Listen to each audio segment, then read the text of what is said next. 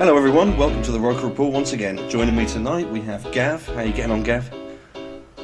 Yeah, that sums it up, doesn't it? Tom, how you doing, mate? Yeah, getting by. Yeah, the same. James, what about you?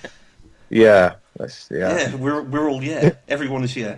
So, as is tradition, we probably should start off with the negatives. Not that there are any positives, really. Another miserable defeat. This time to West Brom. What did you make of that quote unquote performance, James? Well, where do we start? I guess if we look at, that's no win in seven matches now. One win in our last 10. We've conceded 17 goals in our last 7 games. I've written here. First half we were just really poor. I mean, there was no pressure on Darren Fletcher for that first goal. The second one, 2 centre-backs get easily taken out of position. Patrick Van Aanholt was appalling all day. It was just a really bad opening 45. I thought we looked a bit better in the second half, but it was played at almost half pace. You could almost see that the players didn't wholly believe that they could get back into the game. They didn't look like they had belief in themselves. Everyone knows I've been willing to give David Moyes time, but he's got to take a large proportion of the blame here. We were really poor. Defoe looked fed up, didn't he? Can't blame him. I guess the only positive you've got is Honeyman contributed. He certainly offered as much as someone like Larson or Rodwell. Even though Rodwell actually did okay, I thought, in the early stages. Just piss poor, wasn't it, really? Yeah, absolutely was an abysmal display for me. You mentioned there was a positive with Honeyman coming in. Obviously, that's the second game he's played for us. Is his first start? Or second? Yeah, first Premier League start. Yeah. He doesn't look like the pressure's on him at all. I mean, it obviously is, but he seemed like he was ready to make that step up. Moyes obviously said that about him recently. I thought he acquitted himself well. But as for everybody else, I can't possibly give any positives to any of those players. Not a single other player on the pitch. What do you make of it, Gav? No, I just think it's kind of indicative of where we are now, isn't it? That type of performance. We aren't seeing a team who are prepared to fight. You look at Swansea play Liverpool and turn them over, really, and you look at the team they had on the pitch, and they're apparently one of our relegation rivals, and then you look at us going 2-0 down against a team like West Brom, who, although they've had a good season, you should be able to at least fight against a team like that. Same goes for when we played Burnley. There's just no fight, there's no passion, there's no desire, there's no drive.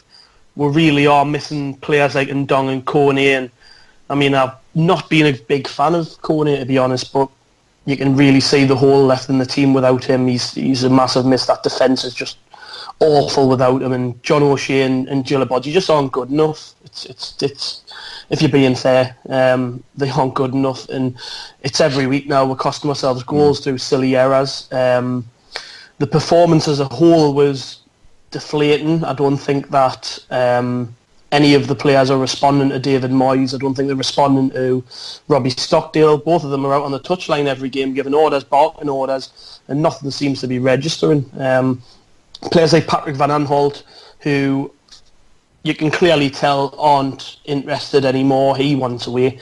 His head's totally turned. He's just not interested. It's like he's already preparing to leave. For me, I think he's just playing because we have to play him.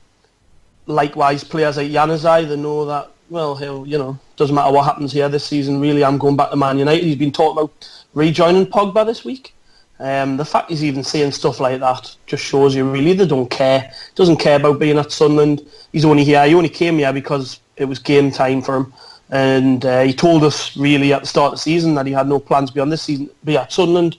He just wants to stay here for a short period, then sod back off to Man United. So we've got what we've deserved in that respect. We didn't recruit well enough in the summer. The manager, I don't really think wanted the job. I think he's just taken it because of the Premier League offer, and it's kind of his last resort. He didn't get the Swansea job before he came to Sunderland, and he's ended up taking this job, and he looks like a man who doesn't want to be here. And week on week it's compounding, and I'm sorry to sound so depressing, but I don't think it's going to get any worse or any better. It's going to get much worse, I feel.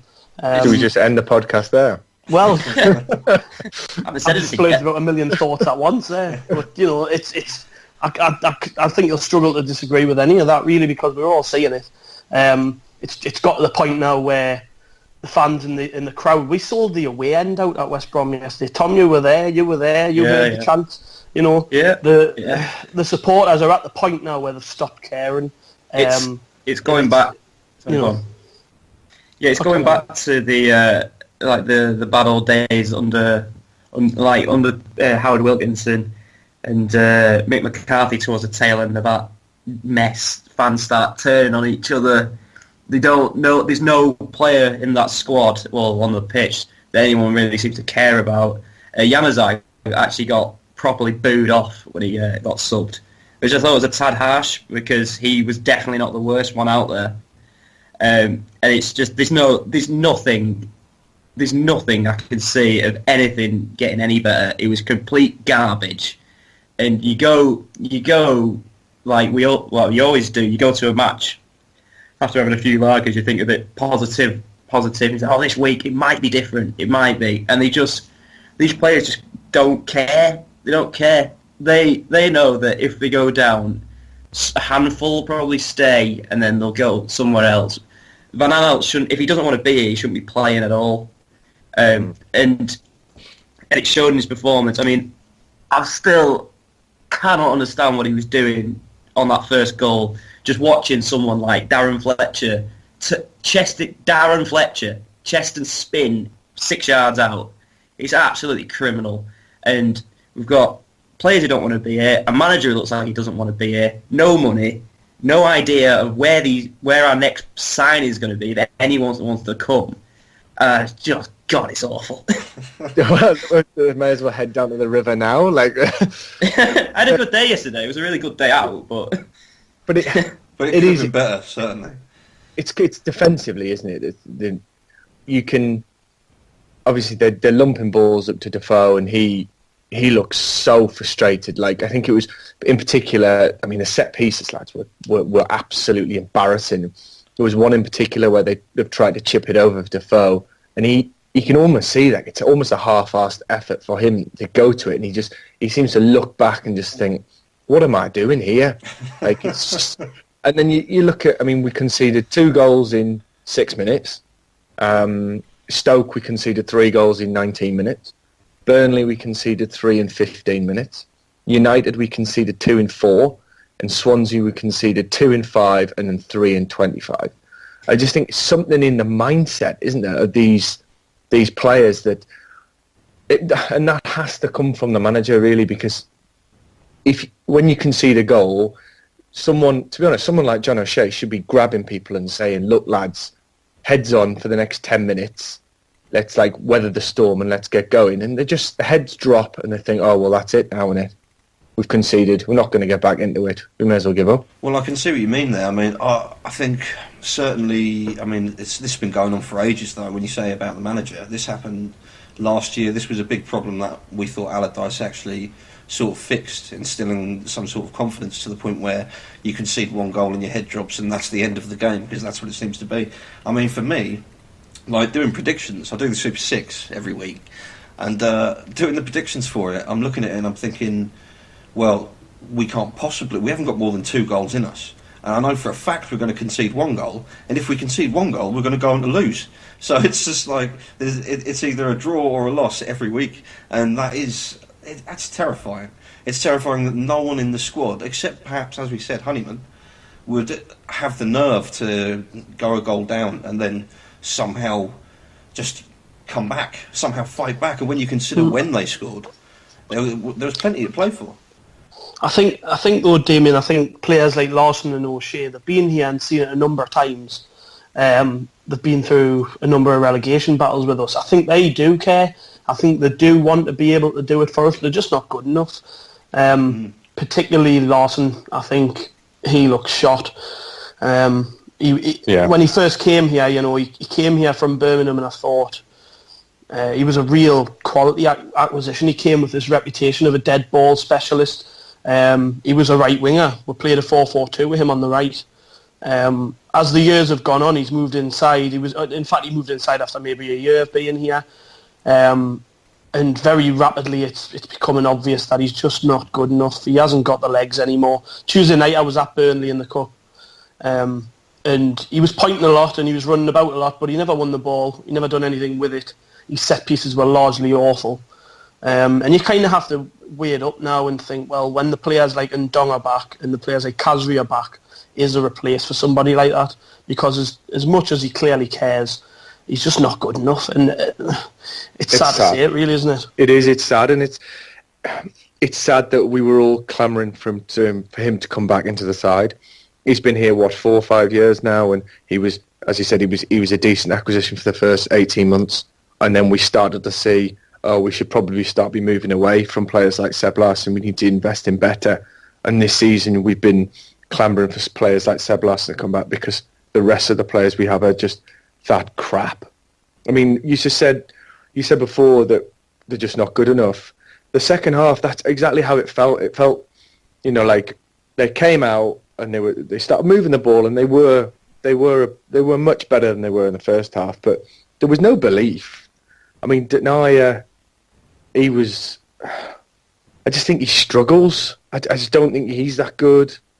It was just so. I mean, Victor Anichebe, we've been calling him to come back in. Obviously, came on in the second half. He did largely nothing. Whether he's fit or not is another question. But I mean, it was just hopeless. Like there was nothing. There was no pattern of play, was there? It didn't seem like there was a plan on how to get back into the game. And West Brom I don't know if they'll have an easier match at home all season than that. Yeah, well, I mean, the biggest issue, as you said, with regards to whether we can beat these teams or not. These are teams we should be beating, aren't they? Or at least competing against. And it seems right now, like we said in the chat the other day, so many people said it, there aren't 3 teams currently that are worse than us. And that's a simple fact of the league. It's not even one, Damo. Yeah, there's not not one team worse than us. One, exactly. So there's no. I can understand why the players. I can understand why the players are losing hope, and I can understand to some degree why Moyes has lost hope in himself for whatever reason. But it does seem to me now that he's just. I mean, we said it before, like he's just defended himself.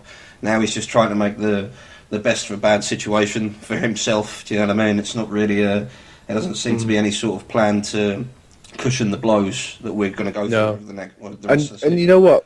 When we get these players back from injury and the African Cup Nations lads come back, even if we put out a full strength side, because we're not going to get the likes of Katz and Kirchhoff back until probably late February, early March. By that point, I mean, that's another. However many games has gone by, another 6-7 matches have gone by, and you're dead and buried by then. So with the players that will come back in that period and the African Cup lads who will come back into play, even with a fully strength squad, they're not good enough. Like I can't see much hope or optimism at the present moment, and I'm one of the more positive Sunderland fans. And I think they're really, unless they get miraculously some money to spend, I can't see where a win's coming from. We've got Spurs next week. Spurs? They're in fantastic form as well. Well, pretty damn decent form. So yeah, it's going to be a grim one, to be honest. But moving on from the despondency, as everyone can tell, we're really low this time. This is just it's the camel's back breaking slowly but surely. But we've got some Twitter questions as per usual. So we picked a few of the best ones, and for me, I'm going to go with Moyes' post-match comments suggested there were some good points in our game. What exactly were they? That's from Peter. Now we've covered that to a degree by saying there weren't really any positives beyond Honeyman and his performance, but I suppose that's really asking 2 questions there, isn't it? It's more about is it just rhetoric now? Do you know what I mean? Is this man just spouting off? Like, I mean, he talks about poor goals being conceded, and he's spoken about that the last 17 goals that we've conceded. He's never turned around and said, "Well, no one's going to stop that. That was a worldie." Do you know what I mean? Everything's negative about it. Like it's pushing the blame away from himself, pushing it not even onto the players necessarily, but onto the universe. it's the universe's fault that David Moyes isn't able to succeed at Sunderland. He said something quite interesting. He kept calling the goals we conceded a disease. He kept saying, it's a disease, implying that he's like, I have no idea how to fix this. It's like, it's a disease. It's like, I'm not a doctor. I'm like, I don't have the antidote. It's just like, God, man, just, it's coaching. It's coaching. It's telling these players where they're supposed to be. It's not, you can't just say it's a disease. That means literally nothing. It's your fault, man. It's your fault. I know. You train these players every day for a full week, saying this is what West Brom are going to. Well, they might not actually. I don't go to the training session. They might do bugger all. But might as well. But it is one of those things where you look at David Moyes has had 17 games or whatever now, maybe more. I thought, obviously, before it was November when we got a couple of wins and we started to look a lot more solid. But since then, we've gone back, and we've looked probably even worse than we did at the start of the season the last few weeks.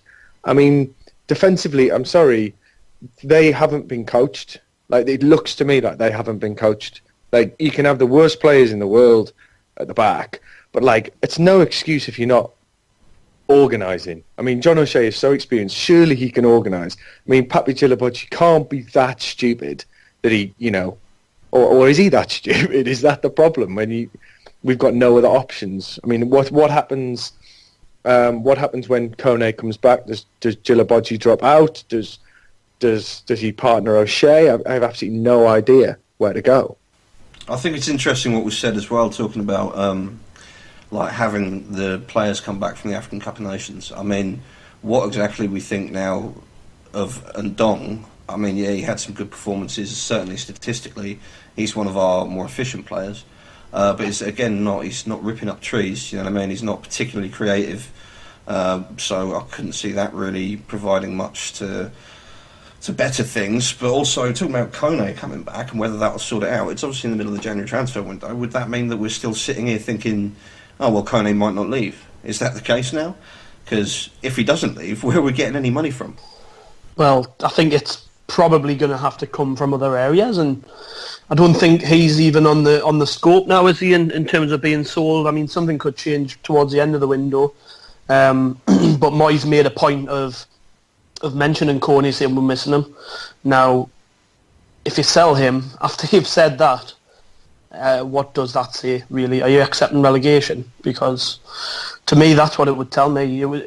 If you're coming out and specifically mentioning a certain player as being a huge miss to the team, and then you sell him, you've signed your own death warrant. And to be honest, I think David Moyes, as much as he's had a difficult time since he came here, he does deflect far too much of the blame to other areas, which is starting to grate on me a little. Actually, not a little, a lot. He just doesn't want to accept any sort of the blame, and as a result, it's not rubbing off on the players in the right way. He'll come out and tell us that they're trying to put things right in training, and he comes out in the press conferences and kind of doesn't give too much away. But I think it's pretty evident, isn't it, that we aren't in a good place. These players aren't enjoying themselves. They're not enjoying playing for him. And whilst people will, try and stick by him, and the argument really is, well, we've had too many managers and changing it again is not going to do anything. Well, I think that it quite possibly could, because I just don't see Moyes getting this right unless he shifts out all the players he doesn't get along with before the end of January and brings in ones he does get along with. But otherwise, how can it work? They're not responding to his methods clearly. He came here and we were told he was a good defensive coach. We were told that at Everton they were always solid, they were always organised. We haven't seen a solid organised Sunderland team for some time now. No. So if he is this defensive expert, then it's clearly not going through the players' heads, because Papi Gilabodji, for instance, had a good little spell in November, but since then he's just fallen to bits. He looks like Titus Bramble, doesn't he? He looks so worse. Bad. He looks worse. He looks like Gary Breen or someone. Well, I want him to do well, and I think part of us kind of says, like, you don't end up at Chelsea if you've not got something about you. But then at the same time, I think, like, there's a reason you didn't play for them either, like, because you are so bad. You'll get the ball, he'll carry it 5 yards under no pressure, and he'll play a long diagonal to the right-hand side of the pitch, regardless of who's there. He does it over and over and over and over, and I don't even know if he's being told to do it, because if he is, it's the worst tactic going, because there's nobody on the right-hand side of the pitch who can win a header. There's nobody on the right-hand side of the pitch who... It's not as though West Brom are going to exploit space, like leave your gaps in behind, especially at Brunt. He's a pretty experienced, clever player, you know what I mean? He's not going to let our right midfielder just walk in behind him, so why do we do it over and over again? I know, and if we can see it, they can see it. Surely they're seeing this. I mean, on David Moyes, as you all know, I've been willing to give him time. Obviously, as we've covered so many times, there are many extenuating factors: injuries, African Cup of Nations, blah blah blah blah blah. But the lack of desire and the lack of belief, I think, is just unforgivable. I mean, before the pod tonight, we put out that poll out on Twitter asking where our followers, where do Sunderland fans stand at the moment. Almost 1,000 people voted on it. The options were sack him immediately, give him more time, or let him build. Now, sack him immediately, we've got 36% of the votes. Give him more time, 16%. Let him build, 48%. So it shows that the majority of Sunderland fans, regardless of how dire this situation is right now, the majority is still with him. And, they're willing to give him more time. And I'm almost banging my head against the wall saying, like, why are we still behind him? Why are we giving time? Have things been that bad that we're just thinking that, this is our last hope? Well, this is it. I mean, I would probably interpret those results a little bit differently than you, because to me, what that indicates is what people are blaming for Sunderland's situation: the constant chopping and changing of managers. And when people argue that it doesn't work, it won't work for us, well, we just have to point at the last 6-7 seasons and say, well, actually, yes, because we've been in this situation more than any other club, and every time we change our manager, and regardless of who he is, how bad he is, what he's promised, anything like that, whether or not he's going to take us on to mid-table stability or anything like that, they always manage to keep us up. That obviously coupled with heart-filled performances from Catamol and things like that. But so for me, it's the statistics are there in front of you as a Sunderland fan. Well, if we chop and change our manager, give him, what have we got left? 9 days? No, we haven't even got 9 days left in the transfer window, have we? I'm something like that. Yeah, but the point is, do what you do best. We've become masters at doing this, at scraping. Just scraping our way out of the relegation zone, like right at the cusp, right at the end of it, by changing managers, which dramatically affects the fans, it affects the players, and the manager themselves brings in fresh enthusiasm. I mean, Christ, we know that since Moyes came in, none of us have felt enthusiasm from that guy. Do you know what I mean? He's cold as ice, man. I can't work him out at all. But regardless of that, I think the fans need to sit there and really think about that. Think, well, it's worked before. It's worked so many times before. Do we really want to go down? Do you know what I mean? Is that really what we want? Is that what but 60, what he said there 64%. So I was just going to say, 64% of people are saying he should still be here. Give him more time or let him build. So the vast majority really are still behind David Moyes, which means, I guess, the blame is getting put at Ellis Short's door, rightly or wrongly. I think the fans are starting to get a bit sick of him. I mean, Tom, you were at the game on Saturday where people was that the consensus from people there? Not really. It was more directed at the players and the manager. When you say that one of the options was let him build, I was like, build what? He's shown no indication that he's got any idea what he wants here. He's bought the most bizarre collection of signings, players that clearly don't fit I don't even know what system he's trying, and then he had to break the glass for a victory in each of it. He's bought about 5 right backs and decides they're all crap. So I have he say let him build. I wouldn't trust him. Do you think people generally think that when we go down, that's the guy who's going to drag us out of the Championship, because it's not. He doesn't want to be here. If he does enjoy this job, Christ, because he doesn't show it. He doesn't show. He just wants to be out of here, but he knows that after this, his career's knacked. He failed at Man United. All right, whatever. Failed at Real Sociedad, and he failed at Sociedad because he hired all the wrong coaches and didn't listen to anyone in Spanish football, and then bought a load of loans from the Premier League. It's just, I won't trust him to build anything. He's just garbage. This man's garbage, and he's dragging us down, and he just does not care. He knows he's out of it. He might get sacked. He probably won't walk. He'll probably want to get sacked, but he knows we can't sack him because we've got no money. Just like, if we go down and he's still there, we're not coming back ever.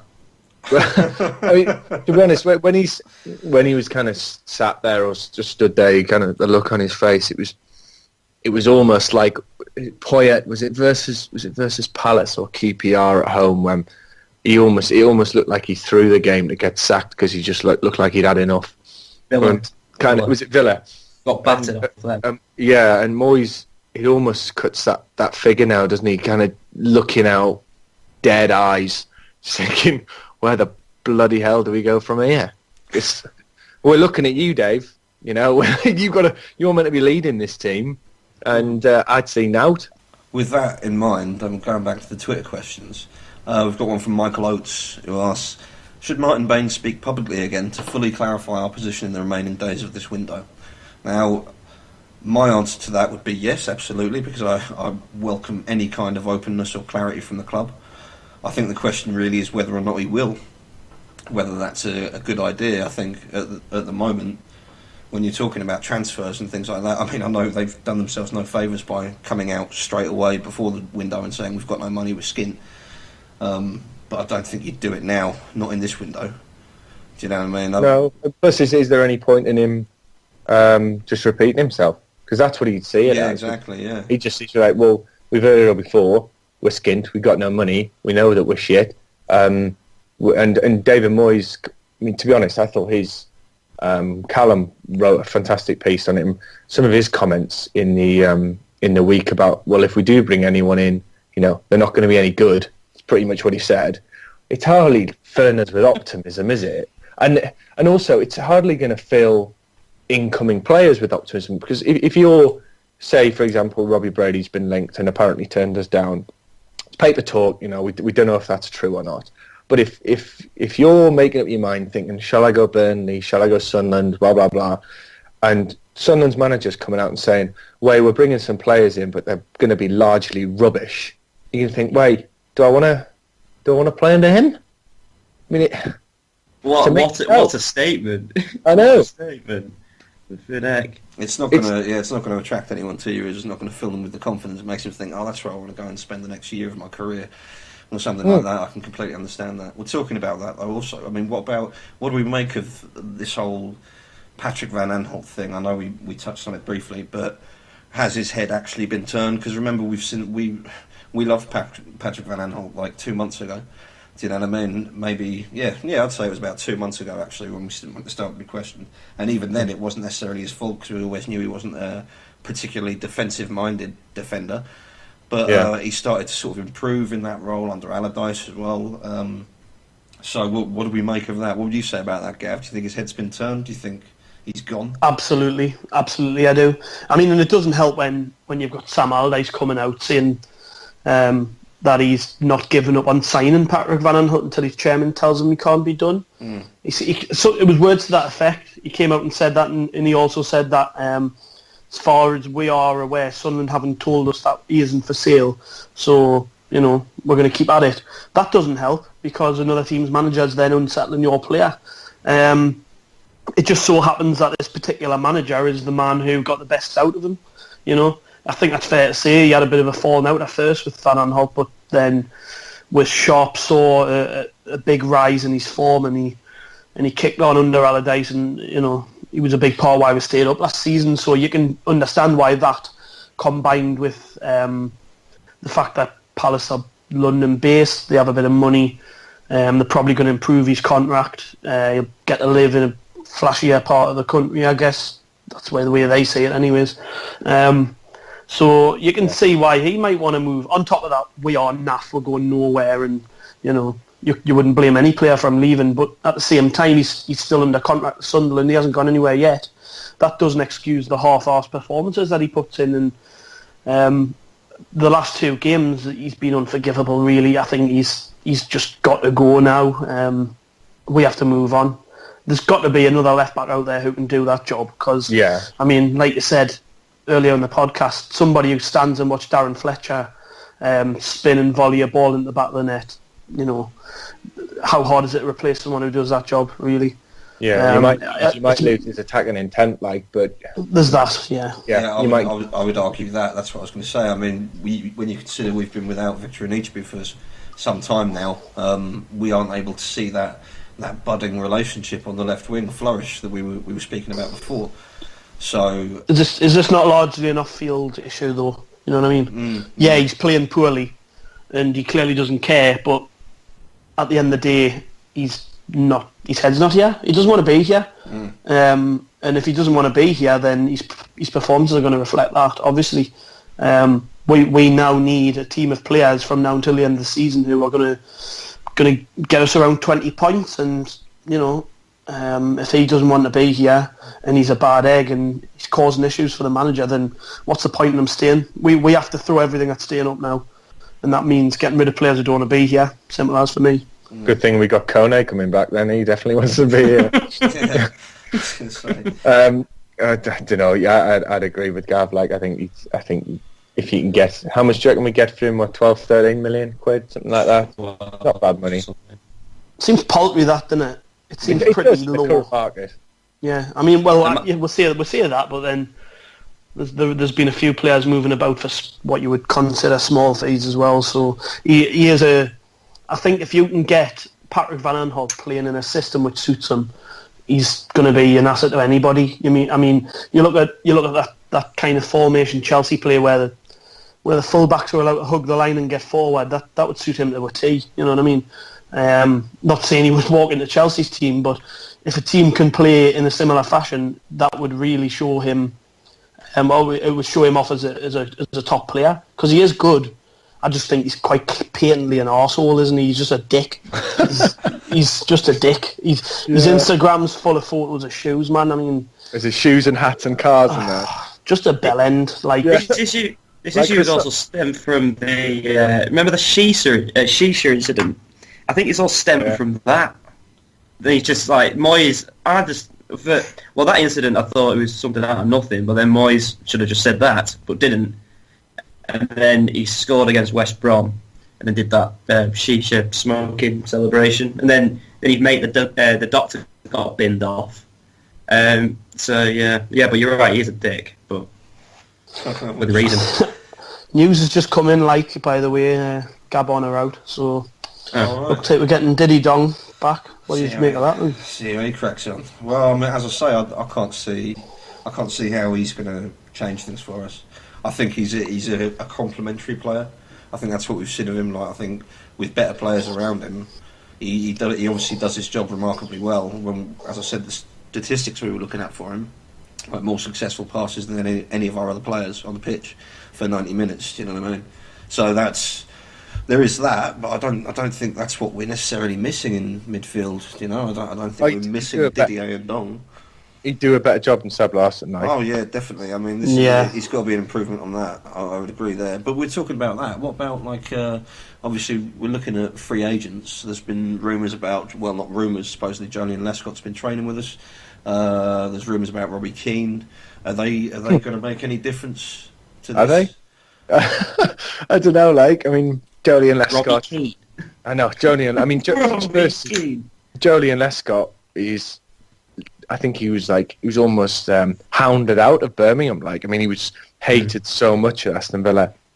But I guess trying to look on the positive side, he's experienced. He's worked under David Moyes before. He can't be any worse than Papi Chelapodji at the moment. Well, but he hopefully can't be. But if you've got Lescott and O'Shea as your two centre halves, I don't think there's ever been a slower centre half pairing than them two. We've got Tottenham next. You know, the thing is with Lescott, mind. I mean, I'm not for this as a piece of transfer business at all. I think he proved last season when he was at Villa that he's not got the stomach anymore. But at the same time, he spent a little bit of time out of the game, and this is a chance to, have his final run. You never know; it might reinvigorate him playing under his old manager. And like I said before, Moyes shifting out players who don't want to be here and bringing in ones that do, and maybe want to prove a point, might not be the worst idea in the world. But let's see how that goes. At the end of the day, like we've not got a great amount of options, and if it's just somebody to sit on the bench in case they're needed, that kind of Wes Brown role in our squad, then I'm not. I can think of worse options, but I just think that this is what's come to, and Moyes has already said he won't be good enough. Well, yeah, he did actually. You're right. So, what's the point? Just buying another 30. God knows how old he is. Just 35, I believe. 35. All right, cracking on a free transfer for. Also about Robbie Keane. Coming now, so. Well, I was speaking to some Preston fans yesterday who were going to Villa, and they were saying Robbie Keane's going to Preston, so we're battling with Preston for a 900-year-old striker. But we're looking at also I agree with you. To be honest, I'm not saying I can't see that any of those free agents really making much of a difference. I mean, we say about this whole experience thing in the back line. We've already got John O'Shea, who arguably has better experience than Julian Lescott because he didn't get relegated yet. I can't see anything fantastic about it. To be honest, I can't see how they'll. It's just another body, isn't it? It would be great if you could, for every free agent you bought, you could just whack them on the pitch against 11 players, regardless of how many you had. Yeah, I'd buy everyone and stick them on the line, but I can't see what he's going to bring at all. Oh, God, it's all so depressing, isn't it, guys? Well, we'll try and get through this then. Yeah, I didn't think we'd ever miss Duncan Watmore so much. I think we miss his legs and energy and his ability to get us up the pitch so much. Absolutely. I was actually at the start of the season. I was probably a bit harsh on him because I always said he should get his head up, and he didn't use the ball well enough. But we really miss someone like Watmore. I mean, Lyndon Gooch is due back mid-Feb. He probably comes straight back into the team, doesn't he? Yeah, definitely. I think that the fact that Watmore's injury coincided with Barini's return kind of filled us with a little bit of relief, because we thought, well, you're losing him, but you're gaining another player, brings similar attributes. But what Barini doesn't bring is the will to want to be here. I mean, we've went over it a million times already today, but Watmore looks like a player who genuinely enjoys being here and wants to succeed and wants to make the most of being a Sunderland player. Fabio Barini looks like we're doing him a favour. We're doing him a favour by putting him on the pitch, and he's just there, and he sulks and he moans and he runs into dark alleys and does nothing with the ball, and he's yet another body there who's playing because we have to play him. I mean, he finally got dropped at the weekend against West Brom, and I was over the moon because having paid me ticket money and went down to the game on Tuesday to then see a player turn in a performance like that, which, by the way, he played up front, he played centre forward, a position that he long lusted after, didn't he? He was really pissed off when he first came here that he wasn't playing up front. And he gets a chance to show what he can do up front, and he just didn't. He looked like he didn't want to be there, and that's what we're missing more than anything. We're missing Watmore's hunger. He's one of those. That's the worst part of all these injuries for me. We've lost players who genuinely enjoy being here. We've lost Catamole, we've lost Watmore, we've lost Pickford. 3 lads who I think would do anything for this club at the minute, and that's what we are lacking for me. Yeah, I would agree with that completely. I mean, I said when just before Gooch's injury that he had something that we needed. I mean, nothing seemed anywhere near as bleak then, and I remember things were particularly bleak also at the time.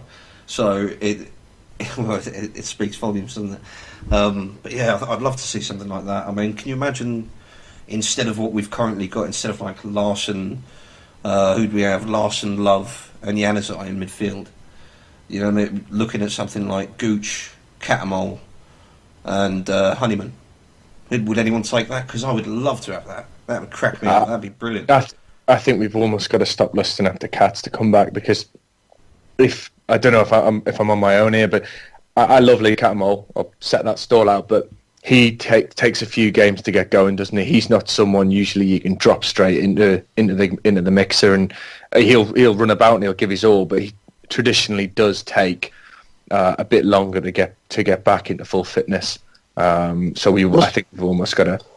Must be pissing him off watching this though. Like, will. Yeah, I'd agree. And you just kind of wish. I mean, even when I'm looking at what some of the ex-players have said over the last few days. People like Roker, putting on his Twitter page that he would love to just be able to play for Sunderland one more time, and you just think like, we really miss players like that. That's what this club has thrived on for years and years and years, and we're down to the last one now. We've got Lee Catamol, we've got Pickford, we've got a couple of lads there who genuinely love the place, but I mean, where do you find players like that anymore? Unless they've come through the academy and they're genuinely good enough to play in the Premier League, where do you find those type of players? I thought Defoe was one though. God, if I'm honest, it's only been, I reckon, the last 3 weeks where I think it was a goal against was it Burnley or Stoke. I don't think I've ever seen him so pissed off after scoring a goal. You know, he just looked like, you know, what's the point? You know, I've got myself on the score sheet again, but you know, those lot aren't going to keep anything out of the other end. So what's the bloody point? Yeah, I saw that as well. I mean, I agree with Gav there. He raised a very valid point. Where do you find those players anymore if they don't come through the academy? Because I mean, what you're saying about Defoe, it's 6 and 2 threes. I don't know how to think about that really, because I think he loves himself. Do you know what I mean? I think that's what Defoe really loves. Defoe loves being successful. I don't think he really minds where he's successful. I think that sort of, obviously he's a consummate professional on the pitch and in the dressing room from all accounts. He does a lot for the club, and yeah, he's good. He's a talisman, I suppose, in that regard. But I think he does that because he's one of that breed that Gav's talking about. He's one of those. They seem to be dying out now. Do you know what I mean? I mean, maybe there's an argument that you could pluck someone out of the lower leagues, like find a gem, and they'd be like really, really happy and loyal to you because you found them, you gave them their opportunity. But I think that's probably the way football's going, to be honest. I mean, it's a sad indictment that when you consider how few academy products actually go on to play for their first team, and then you couple that with what we're saying now. Do you know what I mean? What does the future hold for football in that regard? Well, I guess it just holds just mercenaries and journeymen travelling between club to club to club, and Gav's probably right. I mean, where do you find them? I mean, Lee Catamol's probably a dying breed, which is just like, it makes it even more depressing, doesn't it? Like we've got even less to look forward to. I sound like Chris Sutton. If you want a quick Chris Sutton update, he said at the weekend, they're down, they're pointless. Moyes said he didn't know what his best team is. They don't have a best team. They're hopeless every week. So, you know, where do you go from that? Down. Yeah. Who have we got coming up? We've got Spurs at home, Palace away, Saints at home, Everton away, City at home. So, I mean, Spurs at home, you almost have to write that off, don't you, the way they're playing. Hopefully you can nick a point, and then we go and play Big Sam. Obviously they've not been playing very well at all, have they? So who knows? Bit of hope, maybe? Maybe. Anyway, this has been thoroughly depressing. But to cheer you all up, although it might depress you a bit more, it was on this day. No, not around this time. But it was on this day 3 years ago that we went to Wembley. Well, we beat Man United and went to Wembley. And I wept like a child. That was fantastic that evening. That was absolutely fantastic. It was probably the best. That's got to be the best night of my life. Like, I'm not even. I don't think anything else has come close, especially supporting Sunderland. I just don't think it can ever be eclipsed again. It was just a roller coaster, wasn't it? It was sensational. And then, but it's. I'm just looking back at that. Like, it was kind of we were filled with a similar sense of dread about our league position, weren't we, at the time? But we had something else to cling on to. I guess in a way it's kind of a reminder that it's not over till it's over. That game particularly is, indicative of that. It was just such a mental time. That meant it was a mental 120 plus minutes, whatever it was. It was just the most amazing, brilliant Sunderland moment ever. It's what you live for. Well, it's what you're a fan for, isn't it? It's why you follow this club, really, because all the crap that it put you through. You get the odd little glimmer like that, and it makes it all worth it in the end. And you get that with that night at Covent Garden on the Saturday before the final on the Sunday, which was just remarkable. I've never seen 15,000 Mackhams in Covent Garden, drunk every single off licence, dry. Just probably the worst hangover I've ever had the next day. But it was just unbelievable. And then let's just hope we get another one of them. Can't be as bad as my experience that night, really. Coming back, going through the tube station, I thought, in me drunk and stupid, I would slide down the middle of the escalators from top to bottom well, and I must have been doing 40 miles an hour before I stuck my foot out to stop myself. Completely shattered my ankle into pieces, done a front flip. Everyone pissing themselves, laughing at me, lying on the floor, and then I limped all the way around Wembley the next day. So and we got beat. So there we go. And with that, and it's all gone, lads. It's all gone. Now we just have this to look forward to forever. Well, thanks for joining me again, lads. Thanks for listening, guys. This has been the Roker Rapport. We're sorry we couldn't bring you any fantastic news and everything was so dour, but we're taking a leaf out of our manager's book, I think, for the podcast for now, and we're not going to say anything positive for the duration. So don't forget you can subscribe to us on iTunes. You can listen to us on the Acast app. This is the Roker Report signing off. Singing in our things can only get better. It can only get better. If we see it through, that means me and I mean you too. So teach me not to think. It can only get better. It can only get. Take it on from me, I know that things can only get